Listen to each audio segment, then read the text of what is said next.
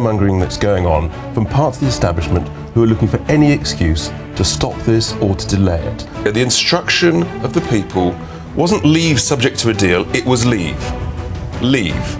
It wasn't even Brexit, it's actually worse than remaining in the European Union. I want a clean, proper Brexit. All right, let's be very clear. What we need is leadership that is prepared to either negotiate a good deal or walk away. No deal, no problem, no money. We save 39 billion, we spend it back in the UK. Garbage in equals garbage out with these economic models. There's a wonderful opportunity as long as we leave the customs union, because that's crucial. We can then have a free port, and free ports generate thousands and thousands of manufacturing jobs. If we have no deal, we're not going to pay 39 billion unless our negotiators are incredibly weak, and that actually really concentrates the minds of the European Union. Because if they haven't got 39 billion of our money, they are bust. Oh, come on, let's be clear. We all know in business that no deal is better than a bad deal. Of course it's true, every business person knows that, and this is the worst deal ever in history, to pay 39 billion pounds for nothing guaranteed in return. Please welcome to the stage, Richard Tice.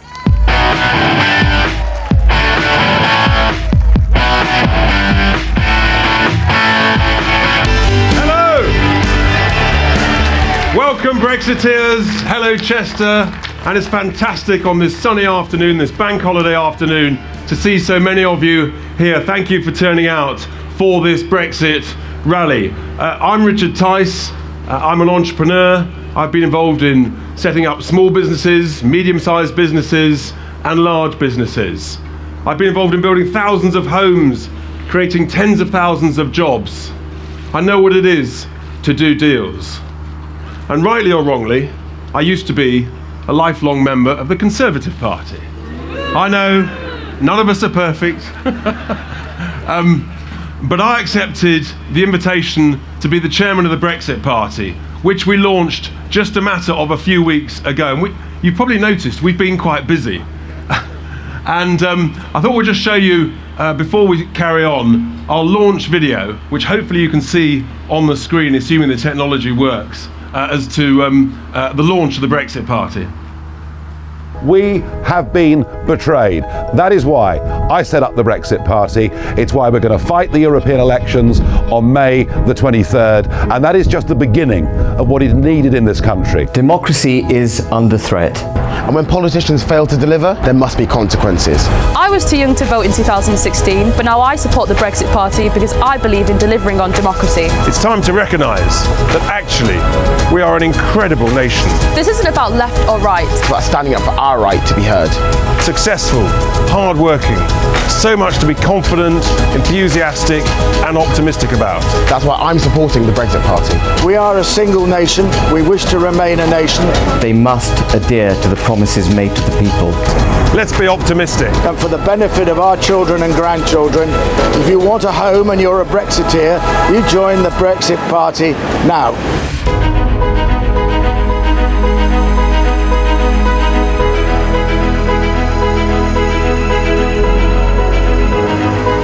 We can do so much better than currently we're getting from our members of parliament. We want to be an independent, self-governing nation, making its own laws, controlling its own borders, and being proud of who we are as a people. Join us, help us, support us, do what you can for us. We need change in this country, and we need it now. Britain needs the Brexit Party, and the Brexit Party needs you.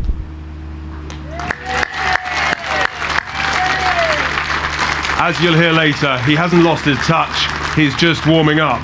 But it's important we have a bit of audience participation. So I just want to check, ladies and gentlemen, what do we want? Brexit. When do we want it? Now. What do we want? Brexit. When do we want it? Now. Excellent. We'll just keep you warmed up later as we go on. So, of course, we all know what business is about, we know what leadership is about, but unfortunately, this Prime Minister has led us to complete and utter humiliation. Yes, we've been humiliated, not once writing a begging letter, but she's had to write a begging letter twice to overseas leaders asking how we can conduct ourselves in our own country. It's outrageous, a complete humiliation. Incompetent leadership, incapable negotiators, MPs, even as we speak, trying to do a dirty dodgy, nasty, backroom deal, creating some form of coalition of politicians against us, the people. And we know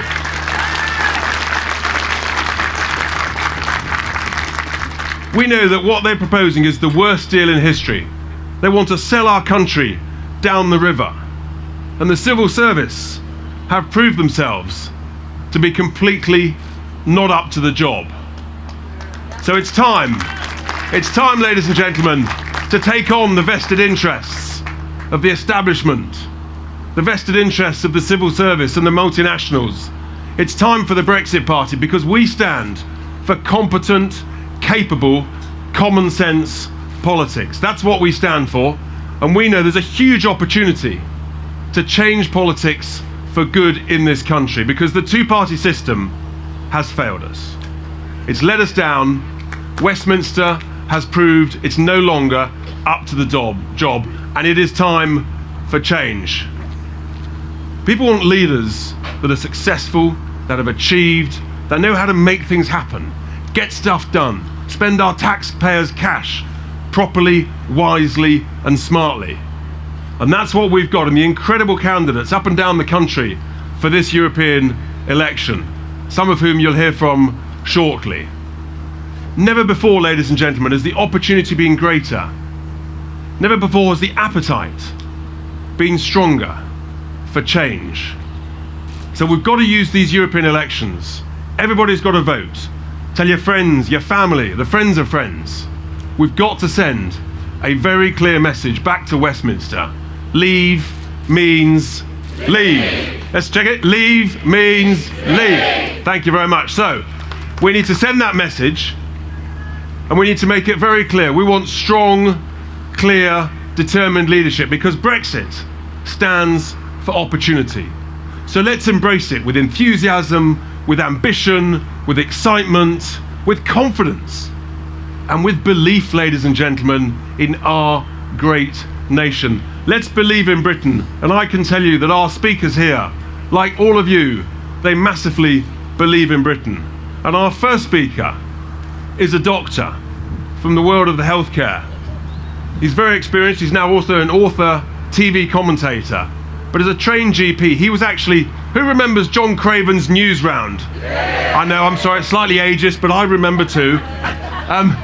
But actually, our first speaker, David Bull, Dr. David Bull, he was the first person to speak about healthcare issues for children on News Round just a few years ago. So please welcome to the stage, ladies and gentlemen, Dr. David Bull. Please welcome to the stage, David Bull.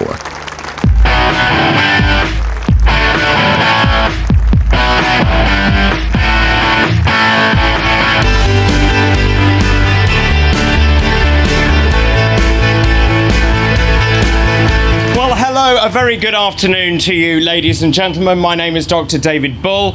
I am a medical doctor, I'm a television presenter, and I am a very passionate campaigner. Now, I have spent the last 24 years fighting to improve the health of every single person in this country. I'm a great believer that knowledge is power, and the more information that I can give you, you can then make really positive choices to change your lives, in all aspects of your lives, in health, in politics, and in everything that you do. I've been involved in some very, very important campaigns. I've been campaigning to clean up our dirty hospitals, which are filthy and they need serious attention. I've also campaigned so that every single child that is born in Britain today is now tested for the life-threatening condition cystic fibrosis. We have now implemented that, and that has saved thousands of children's lives. I've also campaigned to improve sexual health for young people. I'm lobbying for the introduction of prophylaxis for HIV so we can end HIV in this country and around the world forever. I'm working with elderly people, because you know what? The elderly people are ignored. They need to be treated with dignity and with respect, and that is not happening in our hospitals, in our care homes, and in society in general. And I'm also very, very passionate that every child who goes to a British state school needs to have at least one hot meal a day, because children are hungry and they cannot concentrate. And when they can't concentrate, they don't do well in exams and they don't achieve. And it's time that we gave every single child in Britain the same opportunity.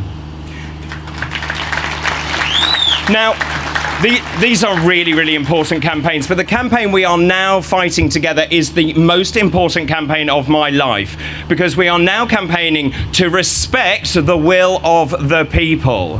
And I'll tell you why this is so important, because I fundamentally think democracy is in threat. There is a fundamental fragmentation of democracy. And you know, here in the Northwest, people are livid. There is such anger at what is going on, and it is going across the political spectrum. It doesn't matter where you previously thought you were from, whether you were Tory, Labour or Lib Dem. This is about everyone. We are fighting to have our wishes respected. Now, many of my friends are Remainers, and they say, well, you didn't know what you were voting for. Did you know what you were voting for? Yes, you did. We were leaving the EU, we were leaving the single market, and we were leaving the customs union. You know, it was very, very simple that we were doing those things. Sorry. Do you know, the other thing is that it really struck me at the time of that was that politicians of all sides said they would respect the result of the referendum. And have they done that? No, they haven't. So what happened? Well, we had a vote. We had the largest ever democratic vote we have ever seen. 17.4 million people voted to leave. That's over 30 million people voted. And here in the Northwest, something like 3.5 million people voted to leave. And I remember the night of the election where David Dimbleby actually said, and that's it, we are out. We thought we'd won. But have we left? No. 3 years later, we have not left. And that's because the politicians in Westminster are desperate for us not to leave, and they are doing everything in their power to ensure that we do not leave the institution. Now, Theresa May has said, no deal is better than a bad deal, repeatedly. This is not a bad deal. It is a shocking deal. It's a terrible deal. It's a deal that if it approached you in the street, you would run away from. It is a terrible deal indeed. She's already brought it back 3 times to the House of Commons. I think, as you heard from Richard, the European elections were so terrible that she will try and get something cobbled together and bring it back again. The definition of insanity is doing the same thing over and over again and expecting a different result. And I'm beginning to think the House of Commons is looking like some enormous psychiatric institution. I want to say something very quickly about medicine. I know time is short. You know, there's a lot of misinformation and people saying that actually if we go to a WTO clean Brexit, there'll be no medicines. The health service won't cope. There'll be no drugs, no antibiotics, and we're all going to get some terrible disease. It is not true. Not only is it not true, it is incredibly dangerous, and it is frightening elderly people and frightening vulnerable people, and it needs to stop. Because medicine, I'll explain why. Medicine is global and it is incredibly flexible. And here are 5 quick points you need to know about healthcare. The trade with Europe is bilateral. We import stuff from Europe, we export stuff from Europe, we trade under European standards, so therefore a deal is very easy to do. Secondly, big pharmaceutical companies have footprints both in the EU and in the UK, so it's not an issue.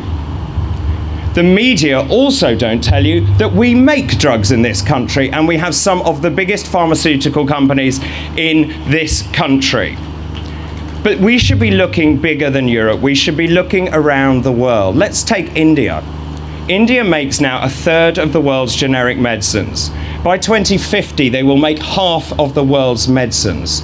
India places like Israel and that very small country called the United States make medicines. So medicines are not an issue. And if the EU says to us, well, actually, we're not going to trade with you, and they have some sort of hissy fit and take their football and walk off the pitch, we will take our football and go and trade with the United States and buy in blood and immunizations and the drugs that we need.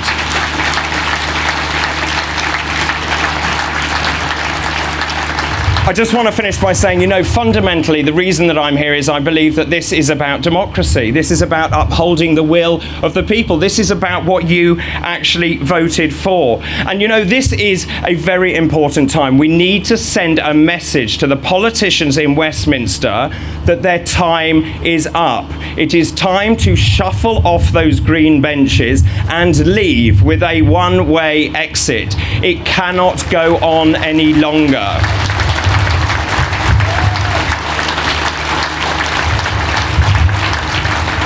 This really, and I can't emphasize this enough, is such a pivotal moment in the history of this country, because we are fighting for a free, independent, self-governing country. And you know what? With your help, we will win. Well done. Excellent. Isn't he great? Dr. David Bull, ladies and gentlemen, he's a star. He's an absolute star. He's also got a fantastic suntan. I promised I wouldn't say that. But anyway, we can have a bit of fun with politics as well. It takes real courage to be able to go from, a very successful professional and TV career to face the abuse, the trolling. As you stand up, you put your head above the parapet. And to have the quality of candidates we've got, like David, and like our next candidate, who's from the world of business. He's an entrepreneur. He's been involved in technology companies. He's also now currently involved in the property industry. He asked me to say that he's suave and sophisticated. I'll let you form your own mind. But please welcome to the stage, AJ Jagota. Please welcome to the stage, AJ Jagota.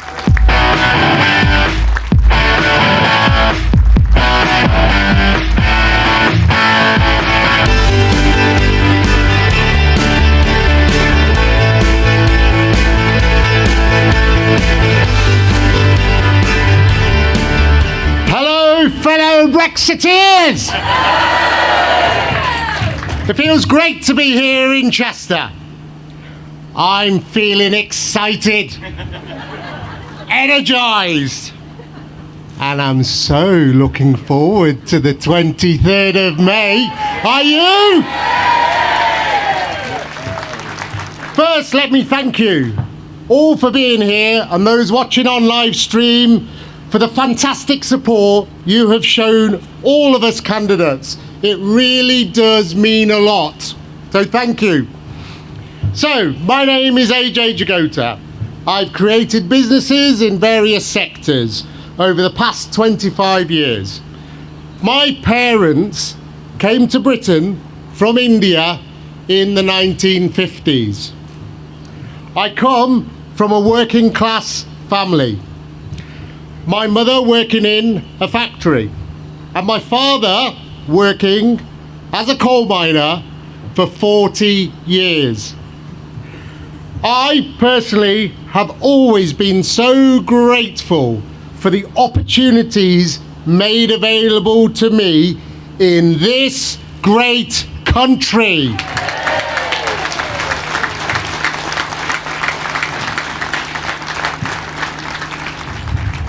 So both of my parents are lifelong Labour supporters. Don't be so harsh. So imagine when their only son joined the Conservative Party. Oof. But then imagine their shock when said very son got elected to be the chairman of his local association. I can tell you there were some interesting conversations and debates around the dinner table. But friends, in January of this year, I resigned. Frankly, I had had enough. So, you may ask, Why had I come to this conclusion? Well, you may recall in 2016, we had a thing called a referendum, and they asked us, the good people of this country, to vote. So let's go through what happened in that vote. 16.1 million of them voted to remain, while 17.4 million of us voted to leave.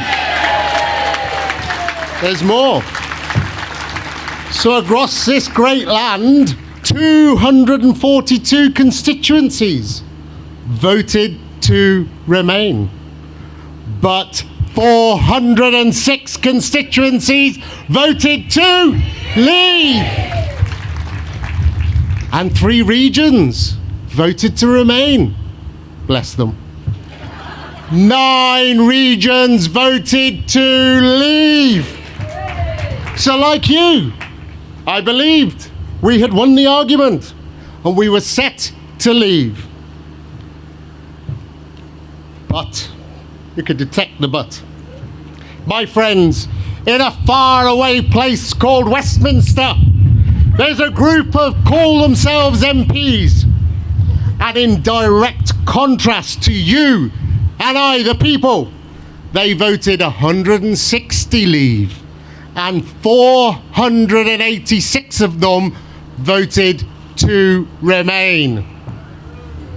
And for the last 3 years, they have done everything to thwart that referendum result.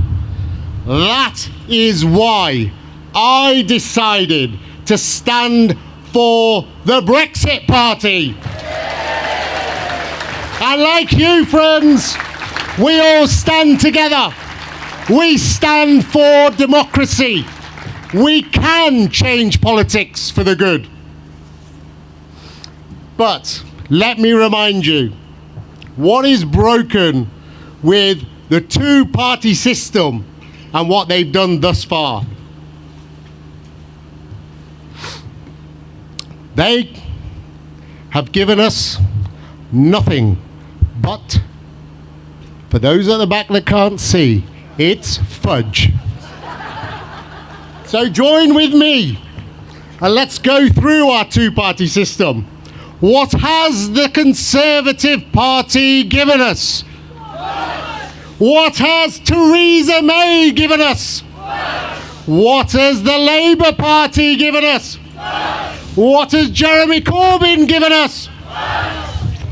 And what are the Conservative Party and the Labour Party trying to cobble together now, which is a temporary customs union until 2022? My friends, it's only more fudge. I don't know about you, but I've had enough fudge for the last 3 years to last me a lifetime. So, my friends, we need to send a message loud and clear on May the 23rd to those in that faraway place we call Westminster. We have had enough. Enough of the old politicians with the same old politics. And when they say, oh, but this is a very complex issue, and politics is about making difficult decisions. We've heard it. I say, no, no, no. Politics is about making the right decisions. But we need you. We need you to help to ensure we win. This is not just about winning it on social media, via the Twitter and Snapnumpty and the Clegg books. But more importantly, we need to win it. You need to talk to your family, your friends, when you're at work, when you're in the pub. Ensure you win the argument for democracy. And tell everybody, on the 23rd of May, they too should stand with us for our democracy. On the 23rd of May, there is only one party in town, And it's the Brexit Party. Thank you, and let's change politics together for good. Well done. Brilliant. Thank you, AJ.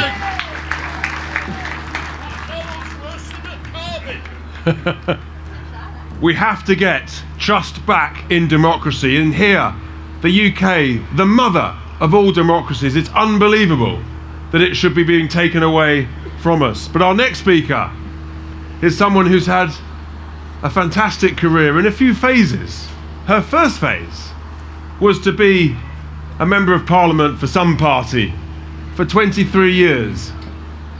But that was just phase one. Then she realised that her real calling actually was phase two, her TV career. So she thought she could teach us all how to dance on Strictly Come Dancing. And then not content with that, she carried on with determination with Celebrity Big Brother.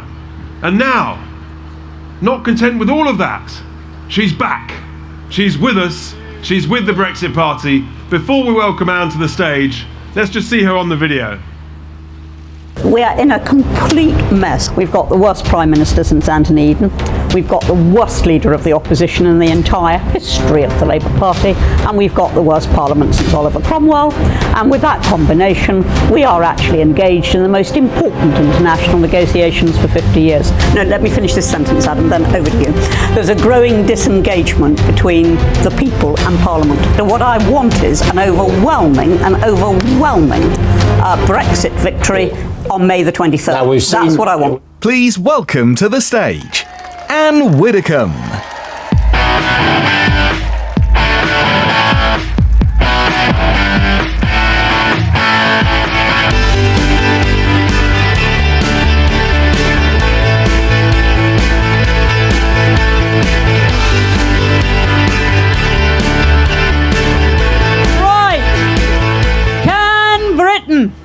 Remain a member of the EU and make our own laws? No.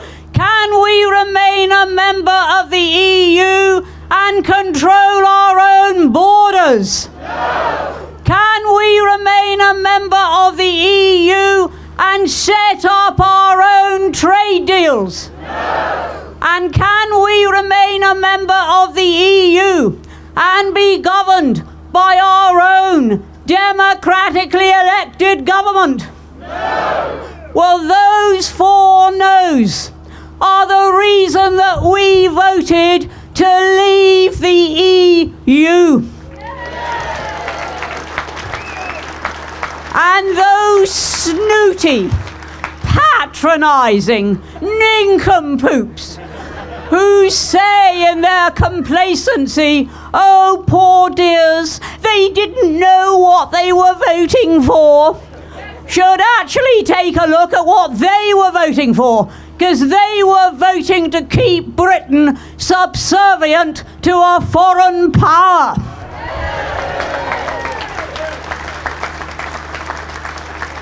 And we voted clearly and decisively to leave. And the politicians promised us that they would honour the result of the referendum. The trouble for them was it wasn't the result they wanted. It was the result the people wanted. And they have spent the last 3 years trying to frustrate putting into practice that referendum. Now, we have just delivered them an almighty shock. And they got that shock on Thursday, when Britain went to the polls, or actually an awful lot of it didn't bother going to the polls. And many thousands of people, about 40,000, spoiled their ballot papers and wrote on those ballot papers, Brexit Party.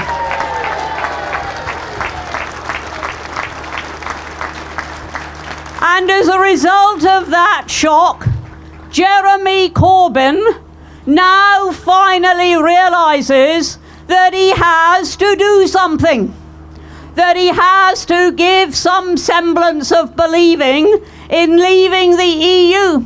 So he is on the back foot. And does Theresa May take advantage of that to leave? Does she take advantage of the fact that now he is in a very weak position too and just wants a resolution? No. She offers him a customs union. She offers him the single market. She offers him a whole lot of EU law to be continued. That is what she does at this crucial time for Britain. We have a Prime Minister who has not even reached the level of leadership skills required for Brown Owl.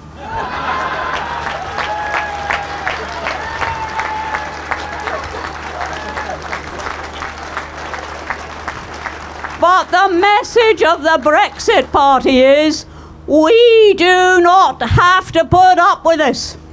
And one of two things happens.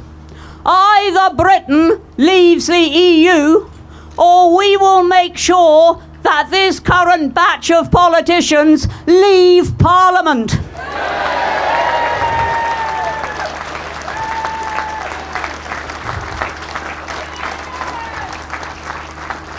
And that's why I have joined the Brexit Party, why I am standing for the Brexit Party, why I believe that the future of Britain is only safe if it is in the hands of the Brexit Party.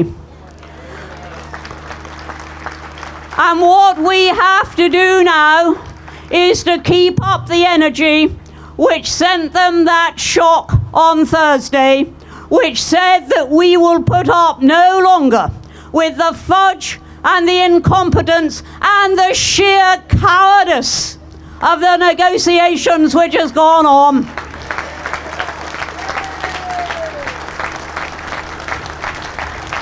It isn't just that 17.4 million voters are being betrayed. Future generations are being betrayed. And we are betraying the efforts, the legacy, and the sacrifice of 2 generations ago.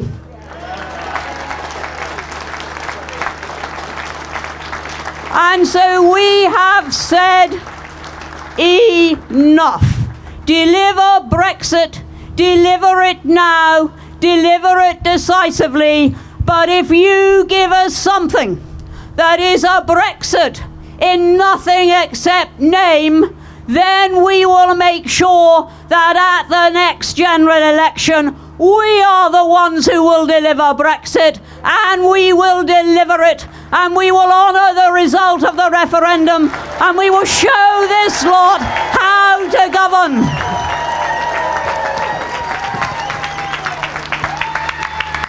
Isn't she great?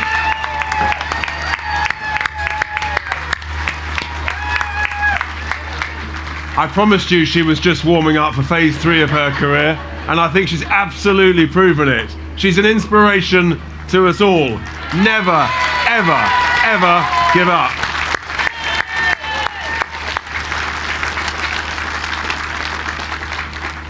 Now to our next speaker, ladies and gentlemen. We've had doctors, we've had entrepreneurs, and now we've got a dentist. Another professional, highly skilled. He's also a trade unionist, representing some 30,000 dentists. And he's been a lifelong, almost lifelong, Eurosceptic. He was involved some 20 odd years ago in the Danish campaign against the Maastricht Treaty. So he knows a thing or two about Euroscepticism and about people being asked to vote a second time when they got it wrong the first time. It's fantastic to have him with us. Please welcome to the stage, Henrik Overgaard Nielsen. Please welcome to the stage, Henrik Overgaard Nielsen.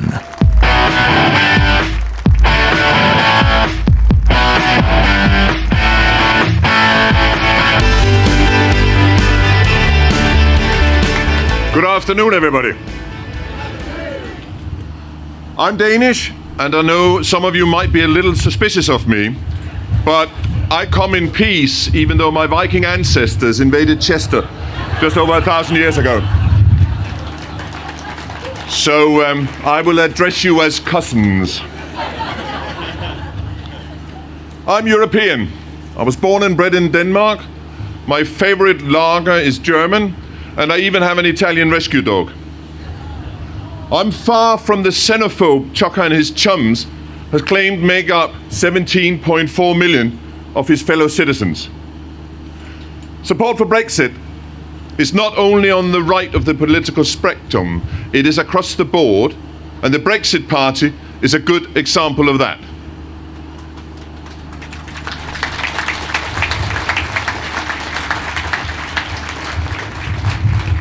Far-right parties do not speak for me, nor do they speak for the overwhelming majority of this country. Having come here as a European immigrant over 20 years ago, I can safely say that the rhetoric which comes from those on the far right does not represent what I have experienced. Britain has been open and welcoming to me. The Brexit Party brings together people from all backgrounds and challenges the dangerous stereotype which media outlets like the BBC push.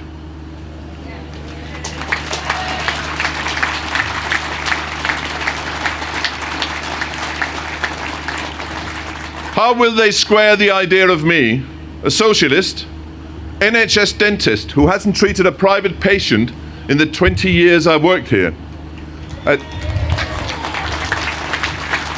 I'll give you my business card later. A trade union representative who used to live in a commune with being a Brexit supporter. In 2016, every household in the UK was sent the official leaflet from the government. It only cost taxpayers £9 million. And in there it stated that if we voted to leave, then we would leave both the single market and the customs union. Over 90% of current MPs have been elected on a manifesto that clearly states that they will respect the referendum of 2016. So how come I am seen as the extremist when I argue for that to be delivered?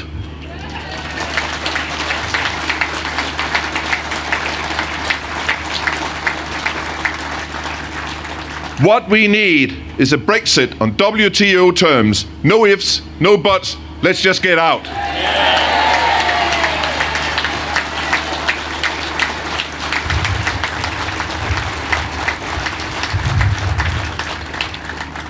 Unlike the Labour Party elite, most of whom would not know a fishing boat from a yacht, I have spent many days catching cod and eel in the freezing cold Baltic Sea because my family are fishermen in Denmark and fully understand the devastating effect the EU's common fisheries policy has had on fishermen.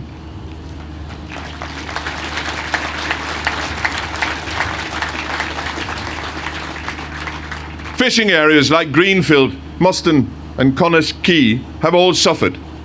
Bigger ports like Fleetwood, which was once England's third biggest fishing port, employing 11,000 people, has not one full-time fisherman left.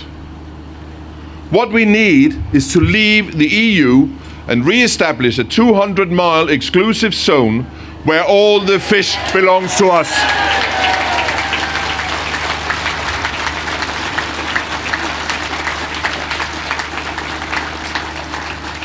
This would mean that we could again catch our own fish and be self-sufficient instead of importing over 40% of the fish we eat, as we do at the moment.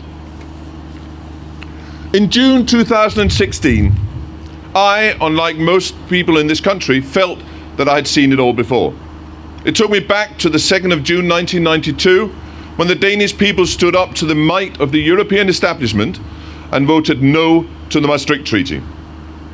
I was part of that campaign in Denmark, and the sense of relief in 2016 was on par with what I had felt almost 25 years before. However, the relief didn't last. What is happening in the UK now happened in Denmark in 1992. The establishment did not like the answer the people gave them, so they told us to vote again. Sounds familiar? The arguments in 1992 are the same as the arguments in 2019. The EU has a huge democratic deficit. Brussels is unaccountable, secretive, and distant.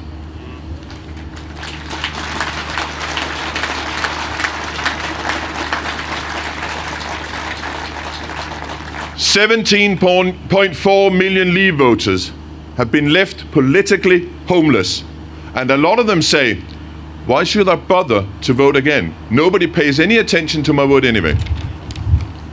But I say to those people, vote in this election, give the MPs a kick up the backside. The Brexit Party will speak for you.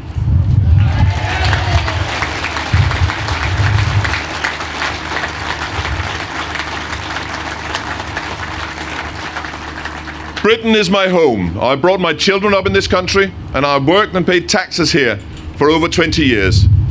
What happened in Denmark was that democracy was overturned, voters ignored, and the decision of the people cast aside, and I will not let that happen to the country I now call home.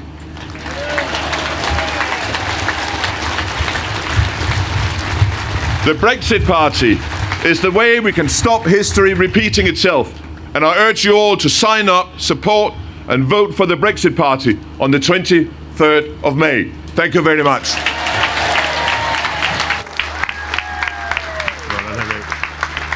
Well done, Henrik. A fantastic speaker. Ladies and gentlemen, a short interlude for a little bit of a news update. The good news is, amazing news, fantastic news, Prince Harry and Meghan have had a little boy. Hooray! Personally, of course, I hope that they call him Nigel, but anyway.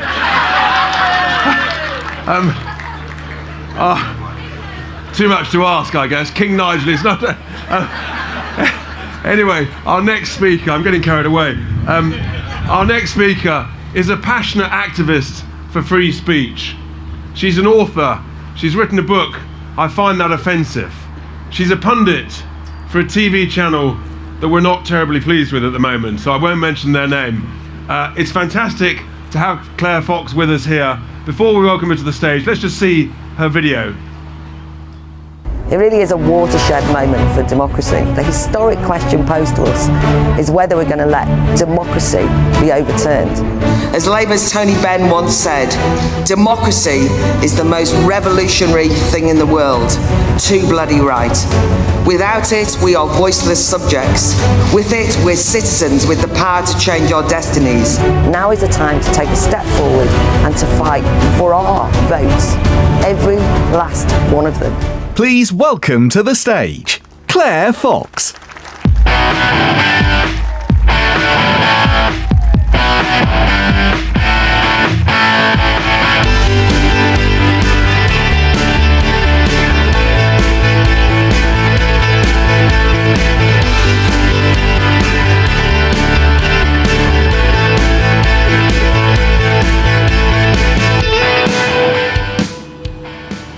It's genuinely exciting to be here.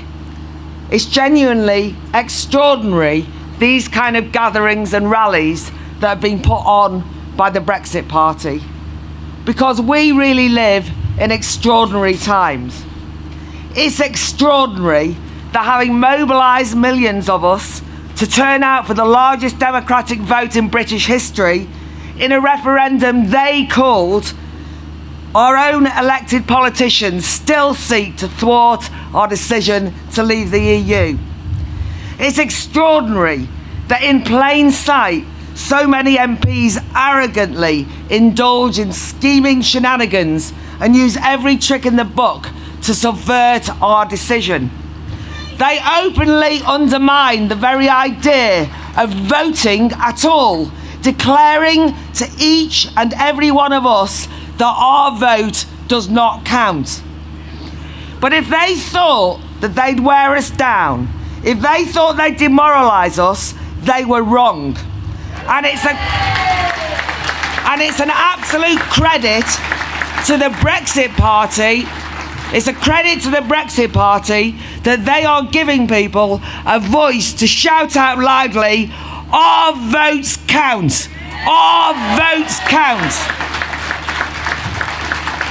Of course, it's also extraordinary that we even need the Brexit Party. These EU elections should not be happening. But, as they are, we need to use them to rekindle and strengthen what that original Brexit vote started. A radical shake-up of politics and a re-energising of democracy. But I also want to share some extraordinary truths that usually kept a little bit secret. My extraordinary secret number one is that the Guardian newspaper, that voice piece of the Liberal Remain supporting commentariat, is really a Brexit Party newspaper. Or rather, it should be. Why? Because the Guardian's origins lie in precisely what the Brexit Party is fighting for: the importance of universal suffrage and respecting ordinary people's right to be represented. The Guardian newspaper was founded 200 years ago by a young cotton merchant, John Edward Taylor. He wrote a first-hand account of the Peterloo massacre in Manchester, at which the militia charged at a huge gathering of mill workers and social reformers for daring to demand representation in Parliament. And that young man Taylor was so abhorred by what he witnessed that he set up the Manchester Guardian, committed to political change, truthful reporting and liberty. What went wrong? Why is this Guardian betraying the memory of the Peterloo martyrs, truthful reporting and liberty? Well, let me tell you another extraordinary secret. The Guardian has published some very important articles over the last few years. Two very important articles, significantly both anonymous, that admitted that in many professions and workplaces, you're just not allowed to admit that you voted leave. Sadly, that is true particularly in education establishments. And I, as an ex-further education lecturer, education is my passion, so it's particularly annoying that that's happened. In one Guardian article, in the Secret Teacher series, written by a Labour supporting teacher, is a tale of our times. That teacher said that he was worried that schools had become echo chambers for a narrow set of socially approved views like voting Remain. And to quote him, he said, "I have watched teachers react incredulously, almost to the point of tears, when colleagues have tried floating a reasonable case for Brexit." Now that hardly inspires one with confidence that pupils are being encouraged to consider all sides of the arguments in our schools. In another article by an anonymous university lecturer, the headline read, "I voted Brexit. Why do academic colleagues treat me like a pariah?" And it went on to note, universities are supposed to welcome open debate. Yet I worry the fact I voted for Brexit may harm my prospects. What an extraordinary, shameful thing that by admitting that you voted alongside the majority of your fellow citizens, that is deemed as unacceptable. This is a new form of McCarthyism and we should absolutely reject it.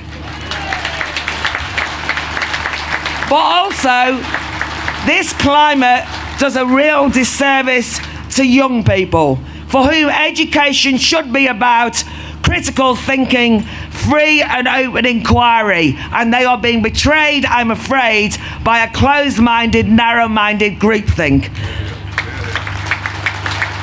But here's another extraordinary secret. All that is changing. Secret Leave voters are coming out, and proud, in their droves. Inspired by the Brexit Party's diverse range of candidates, look, today we've got doctors, lawyers, dentists, business people, all ethnicities, all sexualities, all social backgrounds, everything. This is diversity in practice, in action, not a tick box exercise. And we're also from across the political spectrum. You've got me with my left-wing background, a free speech advocate. You've got Henrik, a Danish socialist, and we're on the same side, and I mean the same side, as Ann Widdecombe and Nigel Farage. Who'd have thought it, but really please it's true. And I have noticed that kind of political unity is having a big impact, and actually a huge impact on many young people who we're told will not be interested in Brexit. But they can see, we can see, everyone can see that this is a radical movement for political change. It doesn't fit neatly into left-right boxes. It cuts across political parties.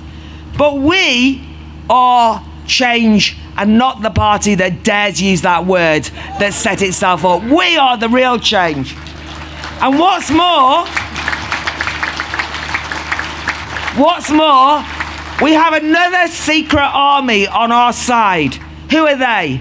They are many Remain voters who accept the referendum outcome. Those Remain voters, not the hardcore self-styled Remainiacs, those Remain voters, our fellow citizens, our family and our workmates, they're just as abhorred as we are at Parliament's attempts at subverting democracy. And more of them are now looking at the Brexit Party and see it as a party that will represent their own commitment to popular sovereignty. This is just the tip of the iceberg. My final extraordinary fact, we've got a secret weapon. It's called hope. Hope.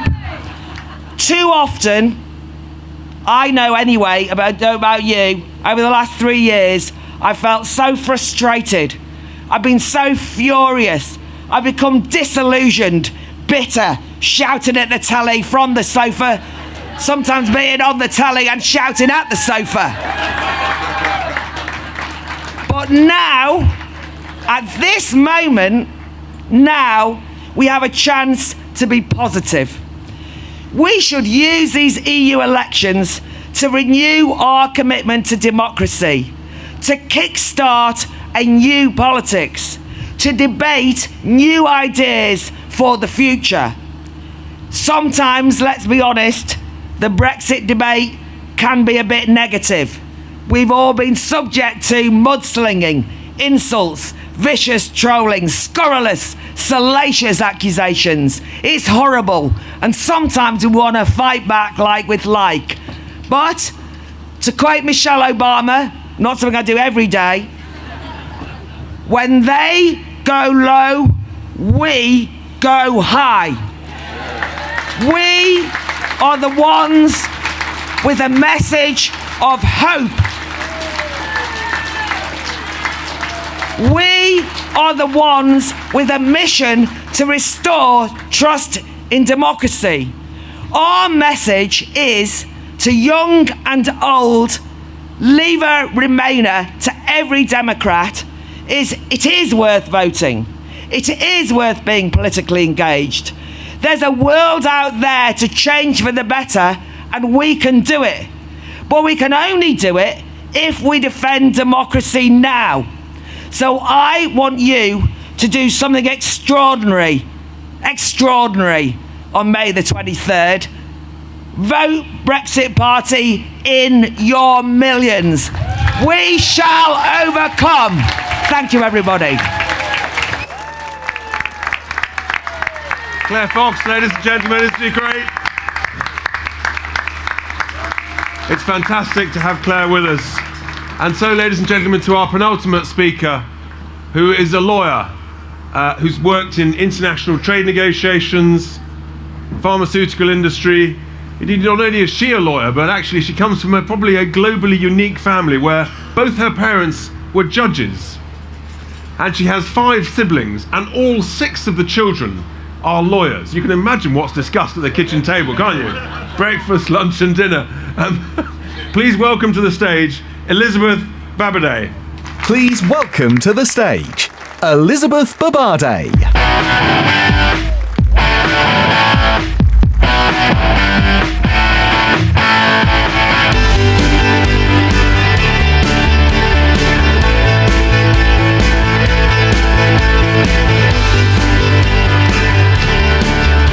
Hello, Chester.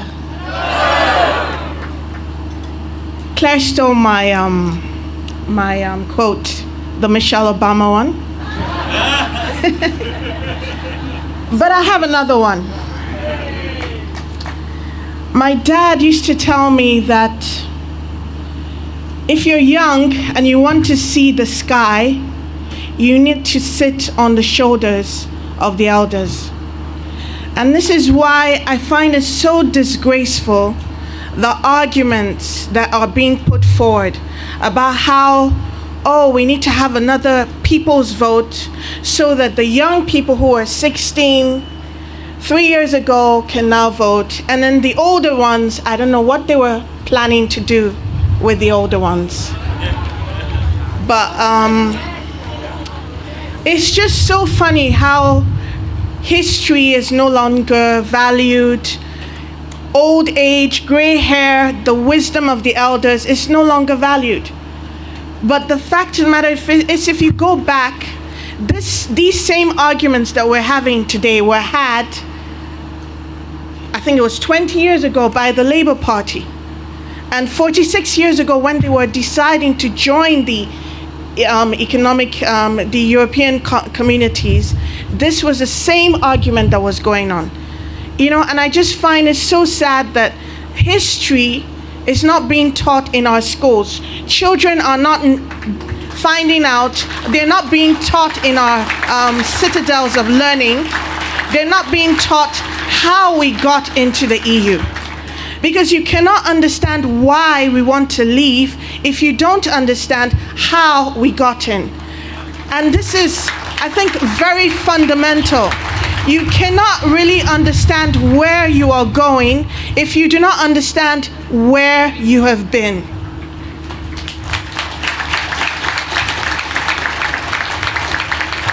So I want to call on all of us, especially the grandparents, the parents. I have 4 kids.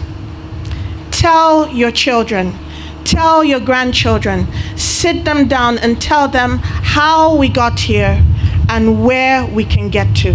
It is so fundamental. Otherwise, we will have the divided nation that the other side want us to have.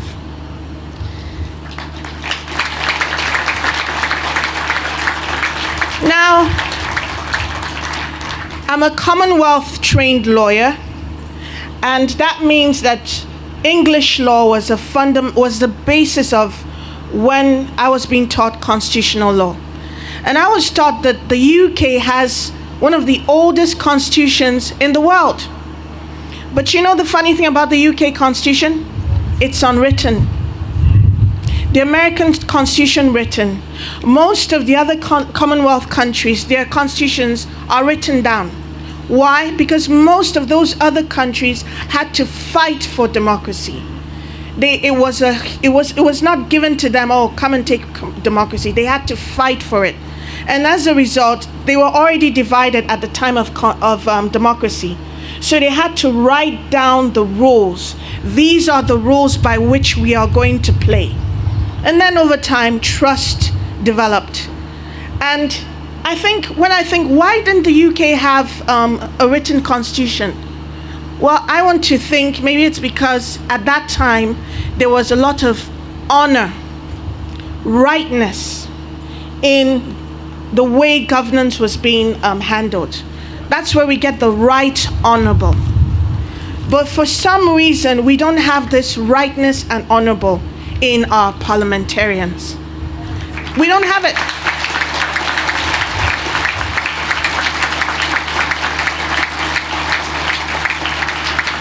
Our right honourable friends are behaving badly. And that is why we are where we are today.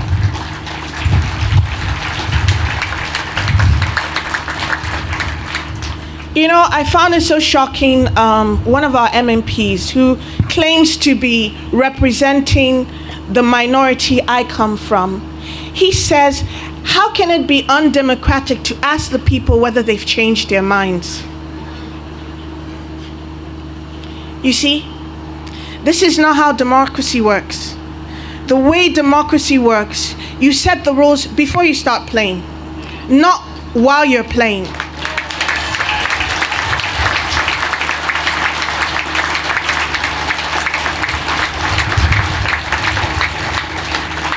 And the expectation is after you have started playing, everyone remembers the rules.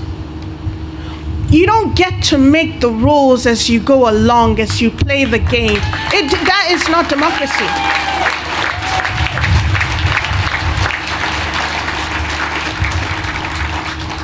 Now, I remember after the referendum, we that won, it was almost as if we had lost.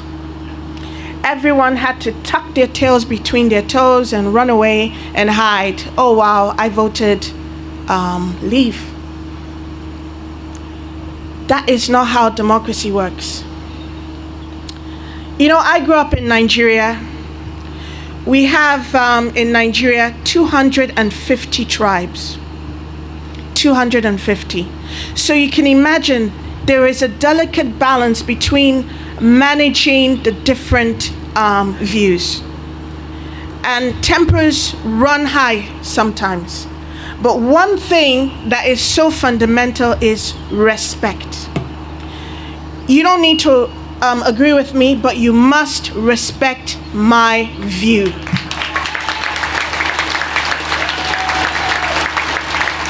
Now, without that underlying respect, this is what you get. This is what you get, what we have in the media. And you know, imagine if this happened 100 years ago, when people were not so civilized, when people settle arguments and disagreements in a violent way. This is just this should not be allowed. So yes, we're going to vote, but I want you to think with me about the need to bring this country together. It is so fundamental. This is not about I won, you lost. I'm a leaver, you're a remainer. Everybody became a leaver on June 23rd, 2016. Everyone. This is how democracy works. Democracy is governance by the majority, not by the few. So if you lost, you should be big enough to say, okay, I lost this time. Let me get behind those that won. Let's see how we're going to make it work.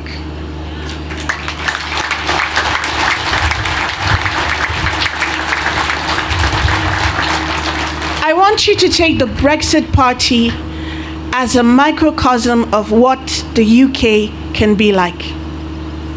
Did you ever think this would be possible? Ever?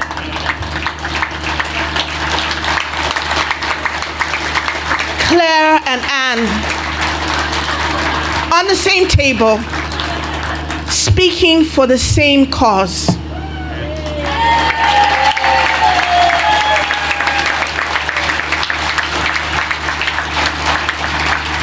This is what democracy does. It unites. It creates an environment where it's okay to lose. It's okay to win. If you lose, you didn't lose. If you win, you didn't win. It's all about the common good, the common focus, the common path we want to go. And so I have made it my personal, I work in an office where, let's just say it's Remainer land. And I have colleagues that are so vehemently opposed to Brexit. But you know the beautiful thing? We laugh, we talk, we go for lunch. We're still talking to each other. And this is how the country has to be. Now, we're 3 years behind schedule, but it's not too late to course correct. Brexit will bring out the best in us. I really believe this. See, for those who can only survive when things work, Brexit is a disaster. But I want to tell you, in your personal lives, does everything work? This is normal. This is normal. Disruption is normal. We need to get behind the Brexit idea. We need to sell this. And so today, I'm wrapping up now, I want to call on everyone who voted, especially those of you who never voted, who decided you're never going to vote again. Come out on the 23rd of May. Tell your children before the 23rd of May. Tell your grandchildren why we're having this battle. It's not about I want to leave. It's not about I want to stay. It's about democracy. The people decided, the people's vote has already taken place. Thank you.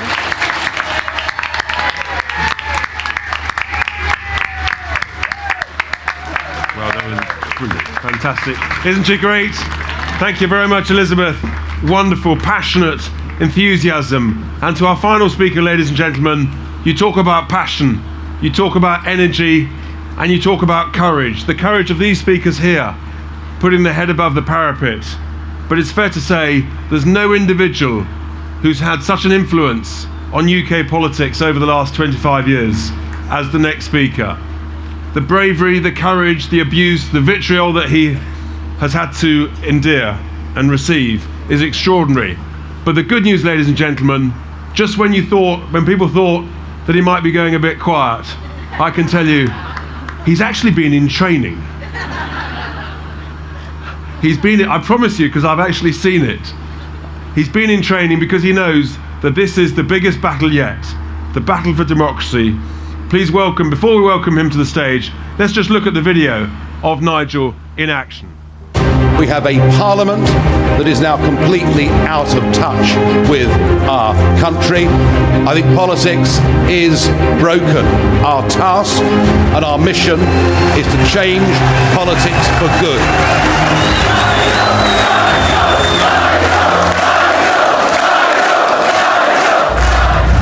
The Brexit Party has been formed because, very simply, the government and Parliament do not wish to deliver Brexit. We are fighting back. The whole of our politics needs changing. The two-party system doesn't work anymore. If they thought we were going to give up, they've got another think coming. This country needs the Brexit Party, and the Brexit Party needs you. Thank you.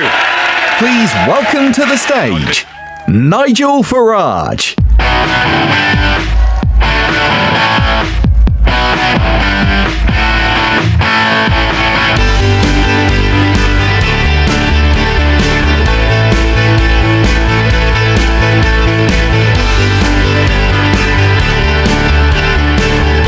Hello, Cheshire. And come on, let's be upbeat and optimistic. A big, loud, happy cheer for Harry and Meghan on the birth of their son. Well done. I have to tell you, Richard, Mr. Chairman, the chances of the baby being named Nigel are quite low, in my view. Welcome to the Brexit Party. Welcome to this party that launched less than 5 weeks ago. We've appeared like a jack in the box in British politics. We've stunned everybody, the media, our rivals. They can't believe what we have been able to achieve in less than 5 weeks. And the reason we've done what we've done is because unlike Theresa May, unlike most of Parliament, we in the Brexit Party are in touch with public opinion. We in the Brexit Party represent public opinion. And we want to make sure that the greatest democratic exercise in the history of our nation is put into practice. Let's be clear. We want to leave the European Union and get on with the rest of our lives.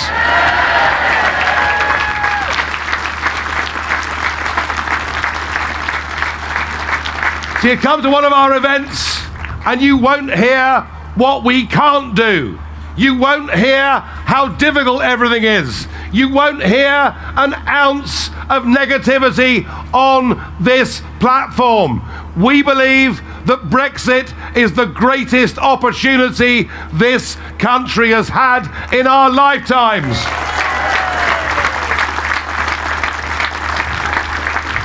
It is, once we overcome the current obstacles, nearly 651 of them in Westminster, I think. But it is the chance for us to become once again a proper, self-governing, democratic nation, proud of who we are and in control of our own future.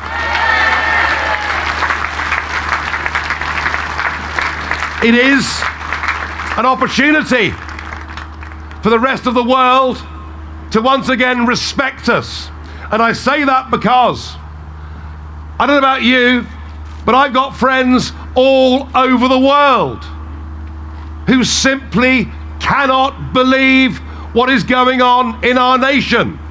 They simply can't believe that our leadership haven't got the courage, haven't got the confidence, don't believe in our country enough to enact Brexit, because all Brexit says is that we'll go on being friends with Europe, we'll go on trading with Europe, but we'll take back the responsibility to make law, to choose our own destiny.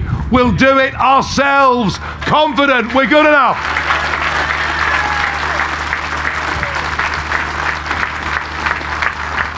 And what Theresa May has done to us, frankly, is nothing short, in my view, of a national humiliation.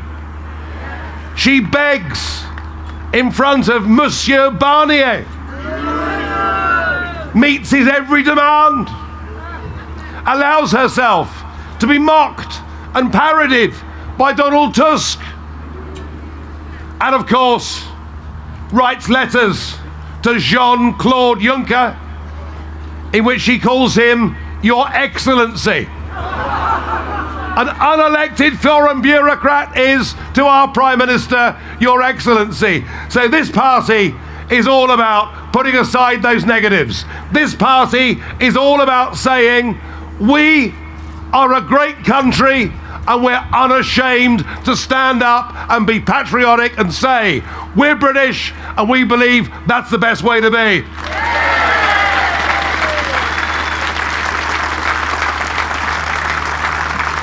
So we're going to give you a real choice in these elections. Elections, of course, that should never have happened. Why? Because we voted Brexit back in June 2016. And that leaflet, do you remember that leaflet that David Cameron sent through every letterbox in the country? Do you even remember David Cameron? That leaflet, which cost nearly 10 million quid of your money, told us, however we voted, the result would be respected. And of course, in a democratic country, how could it have said different? But we also, a year after that, voted in a general election in which both the Labour and Conservative parties told us they would honour the result of the referendum.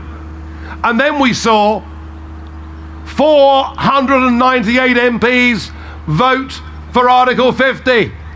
And what it said is we'd leave on March the 29th. Remember that date? March the 29th. And we'd leave on that date with or without a withdrawal agreement. We should have left on March the 29th. But we haven't. After that, this hapless, useless, duplicitous Prime Minister told us we'd leave on April the 12th. And then it became by the 30th of June. And now she tells us we'll leave on the 31st of October, Halloween. Trick or treaty, come on. Folks, the truth of it is, left to their own devices, this government and this parliament, if we leave it to them, we will never, ever leave the European Union in any meaningful form. And that is why I founded the Brexit Party. It's why I am so...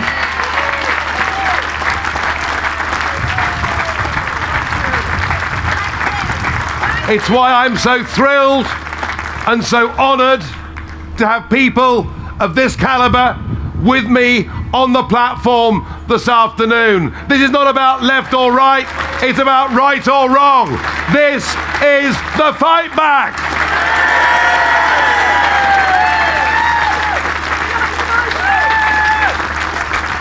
So we present you on May the 23rd here in the Northwest with a choice. You've seen and heard our candidates. How could you for a moment doubt their honesty, their sincerity, their belief in democracy, their belief in our country, and their belief that this Brexit vote must be carried out? But you might, of course, be tempted to vote for other parties. Well, of course, you've got Chucker and his chums, haven't you? Change UK, they call themselves, with a party logo that looks like a Sainsbury's checkout barcode, who actually don't want to change anything at all. No, we'll write them off for the moment. But you could in the Northwest be tempted to vote for a Conservative party that says it wants to deliver Brexit. They keep saying it, don't they? Mrs. May keeps saying. In fact, Mrs. May said 108 times we'd leave on the 29th of March. But she still tells us we'll take back control of our borders, our laws, and our money. I think they wind her up at the back in the morning and send her out to say it. I mean, and she a vicar's daughter. I mean, really? Really? No, I won't use that word.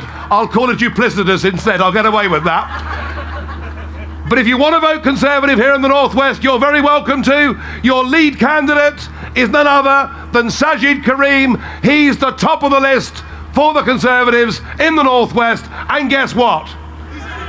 Guess what? He's a Remainer. And he backs a second referendum because he doesn't respect the result of the first one. And maybe you're tempted, I don't know. Maybe you're tempted by Jeremy Corbyn's Labour Party. Because they say they respect the result of the referendum. Well, let me tell you, if you think the Tories have betrayed our trust over Brexit, in some ways, Labour have done it every bit, if not even worse. Even worse. The leading three candidates for the Labour Party here in the Northwest, they're all sitting MEPs, they're all asking you to re-employ them, unlike me, who spent 20 years being the turkey that votes for Christmas. I can't believe I'm standing again for a job I don't actually want, but there we are. But the three sitting Labour MPs who are top of the list here in the Northwest, Guess what their view on Brexit is? They're all Remainers and they all support a second referendum. So if you believe that we should leave the European Union, if you believe that we should take back control of our fishing waters, if you believe that Juncker and the gang can go whistle for their 39 billion,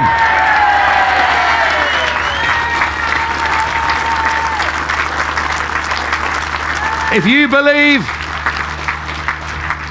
that there's a bigger world out there than just Europe, a bigger world than just 7% of the world's population, a bigger world than just 15% of global GDP, a bigger world who we should be able to reach out to reconnect with, to form bonds with, and wouldn't the 2.4 billion people living within the Commonwealth be a very good place for this country to start?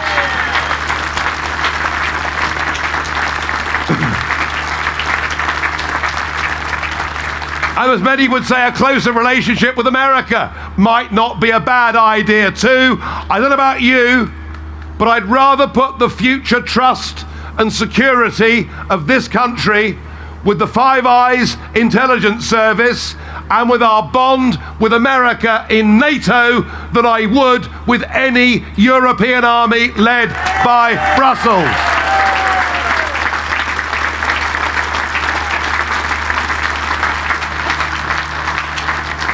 But in the end, this vote on May the 23rd, this movement that we've started and created, is actually about far more than just freeing ourselves from the bonds of Brussels. This is now about something much bigger, about something more fundamental. This is about who we are as a country. We've had the longest form of parliamentary government of any nation on the planet. We have a parliament that is known around the world as the mother of parliaments. We are the people who dispersed of the greatest empire the world had ever seen, and we gave our model of government to them. This is about who we are as a country. It's about how the rest of the world sees us.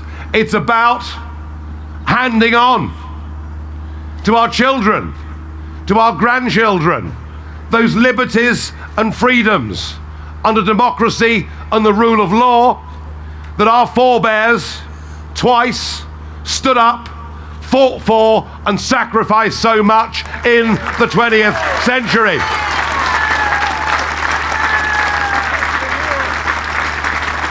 That is how big, that is how important, that is how fundamental this campaign is.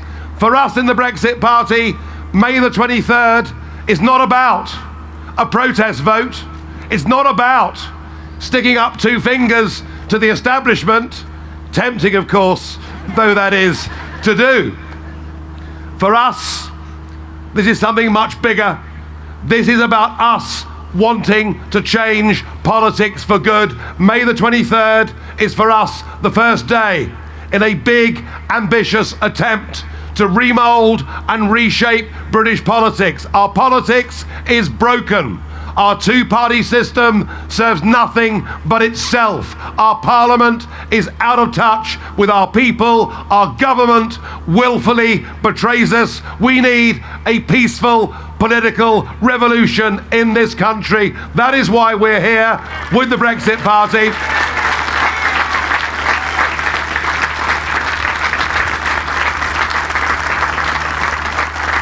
Now we, on this platform, we all believe in this.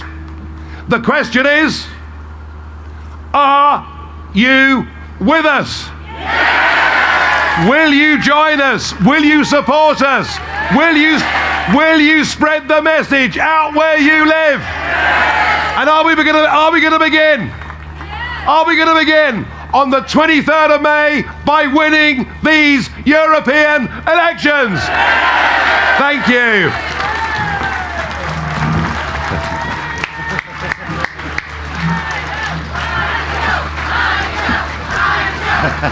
Isn't he great? I told you he hadn't gone away, and he's definitely not lost his touch. Now, we've just got time for a few questions that people gave as they came in. The first one I'll deal with. It's from Andrew from the Wirral. I put a bet on Nigel being the next Prime Minister. Was my money well invested? Well, if everybody votes for the Brexit Party, the answer is yes. But I tell you what, Andrew, I'll say this to you.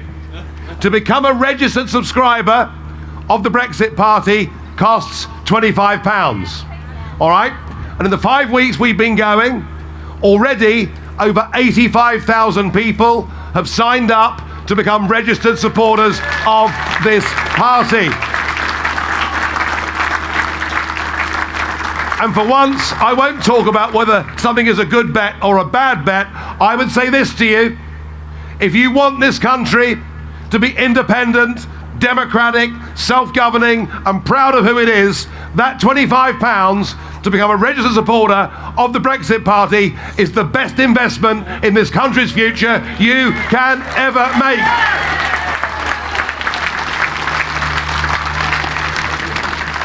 So the second question is from Sandra from Bolton. Sandra, are you here? Sandra from Bolton says, and I'm going to ask Anne this, please. Was I stupid voting to leave? You would get a terrible shock if I said yes, wouldn't you? No, you weren't stupid voting to leave, and nor were the 17.4 million other people who voted to leave. Where we were stupid was we trusted the politicians to deliver it.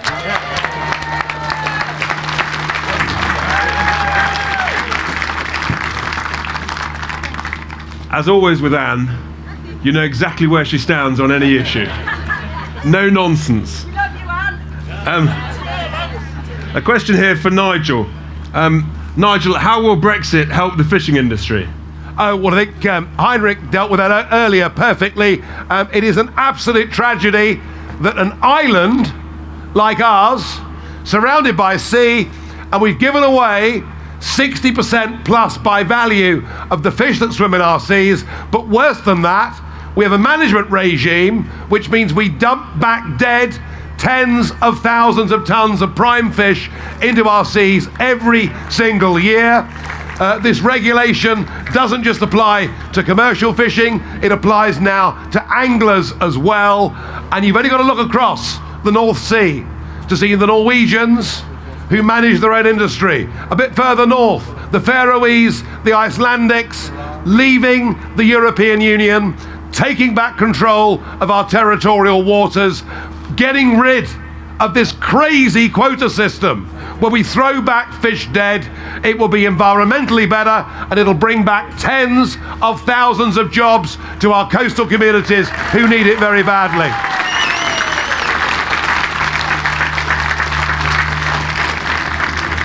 Thank you. Now, Bev from Hartford, and I think this is for you, Anne. Could Theresa May and Jeremy Corbyn, between them, could they cancel the European elections? Well, they can only do that if they deliver Brexit, and at the moment I think the chances of that are pretty well zero. But that is the only circumstance under which these elections can be cancelled, is if we actually leave the European Union. And on that basis, all I can say is I wish they would be cancelled. But, leaving the European Union means leaving in actuality, not just in name.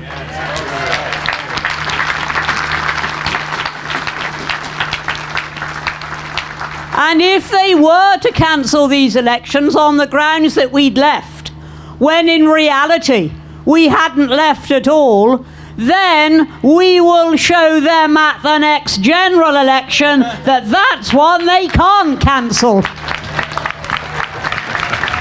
Thank you. And thank you, Anne. And to my final question, ladies and gentlemen, Charles from Wrexham. Nigel, why is Theresa May insistent on getting a deal? What's wrong with no deal? Well, the answer is nothing. And it's not a deal this idea that it's Theresa May's deal. It's not Theresa May's deal. It's Monsieur Barnier's treaty, which he wrote with the real boss, Mrs. Merkel, looking over his shoulder. And it is, because I know Barnier. I know all these people from my job in the European Parliament. One or two of you may have seen some of my speeches that I've given there over the years. No,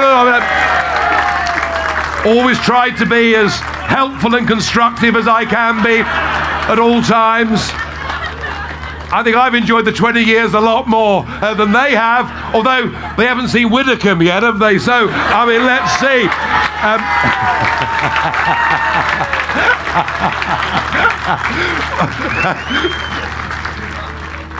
Barnier walks around in Brussels with the leather-bound document under his arm. He says at every given opportunity, this is a treaty. It is a legally binding international treaty. It has a clause and provision within it, which means we may never be able, under its terms, to leave it. Arguably, what May has signed us up to is in many ways, or attempted to sign us up to, is in many ways even worse than the existing European treaty. I did not fight for 25 years to ditch the European treaties to be signed into a new set of European treaties. I'll be damned if that is going to happen. And leaving on WTO terms is of course painted out by the giant multinationals as being some kind of disaster. The truth of it is, most of our global trade is done on WTO terms. We trade with America on WTO terms. We trade with China on WTO terms. And of course, if we leave on WTO terms, you know that the EU will be running down the street after us wanting a trade deal. Why? Because 1 in 3 Mercedes that are sold outside of Germany are sold in this country. Why? Because we buy 110 million bottles of Italian Prosecco every year. They sell far more to us than we do to them. But the way you negotiate is from a position of strength. Our clueless Prime Minister, our career politicians, people who've never done a proper day's work in their lives, who've never worked in trade and business, and who've have listened to and followed a civil service, who've given up all pretense of neutrality, have led us to this disaster. And I want to say this. One of the things you'll see amongst the Brexit Party candidates, we've got many people in our ranks, men and women, entrepreneurs, business people, people who do deals every day of their lives. We would make a much better job of Britain's future than the Muppets doing it right now.